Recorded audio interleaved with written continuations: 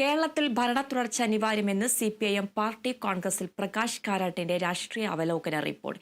India സഖ്യം നിർജ്ജീവമായത് കോൺഗ്രസിന്റെ പിടിപ്പുകേടെന്നും രാഷ്ട്രീയ റിപ്പോർട്ട്. വനിതകളെ പ്രോത്സാഹിപ്പിക്കുന്നില്ലെന്നും സംഘടനാ റിപ്പോർട്ടിൽ വിമർശനം. റിപ്പോർട്ടിന്മേൽ ഇന്ന് ചർച്ച നടക്കും.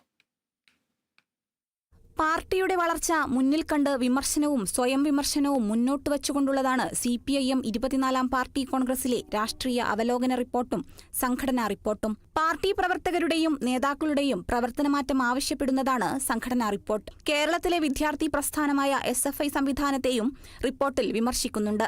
ഇതിനു പുറമെ വനിതകൾക്ക് പാർട്ടി പ്രോത്സാഹനം നൽകുന്നില്ലെന്ന് സിപിഐഎം സംഘടനാ റിപ്പോർട്ട് കുറ്റപ്പെടുത്തുന്നു. കുടുംബകാര്യങ്ങൾക്കൊപ്പം സംഘടനാ ചുമതല നിർവഹിക്കുമ്പോഴും സ്ത്രീകളുടെ പ്രവർത്തനങ്ങൾ വില കുറച്ചു കാണുന്നു. എല്ലാ തലങ്ങളിലും നേതൃസ്ഥാനത്തേക്ക് സ്ത്രീകളെ കൊണ്ടുവരുന്നതിൽ വലിയ കുറവാണ്. അംഗത്വത്തിൽ 25% വനിതകളെന്ന കൊൽക്കത്ത പ്ലീന നിർദ്ദേശം നടപ്പായില്ലെന്നും റിപ്പോർട്ടിൽ പരാമർശമുണ്ടായി. അതേസമയം രാഷ്ട്രീയാവലോകന റിപ്പോർട്ടിൽ കേരളത്തിൽ ഭരണ തുടർച്ച ഉണ്ടാകേണ്ടത് ദേശീയ തലത്തിലെ വളർച്ചയ്ക്ക് അനിവാര്യമെന്നാണ് വിലയിരുത്തൽ. താഴെത്തട്ടു മുതലുള്ള പാർട്ടി സംവിധാനങ്ങൾ ഒറ്റക്കെട്ടായി ഇതിനായി ശ്രമിക്കണം. ഇന്ത്യ സഖ്യത്തിന്റെ നിർജ്ജീവാവസ്ഥയ്ക്ക് കാരണം കോൺഗ്രസ് നിലപാടാണെന്നും റിപ്പോർട്ട് അവതരിപ്പിച്ചുകൊണ്ട് പ്രകാശ് കാരാട്ട് വ്യക്തമാക്കി. സംഘടനാ സംവിധാനങ്ങൾ മോശമായ പശ്ചിമബംഗാളിൽ പാർട്ടിയെ താഴെത്തട്ടു മുതൽ ബലപ്പെടുത്തണം.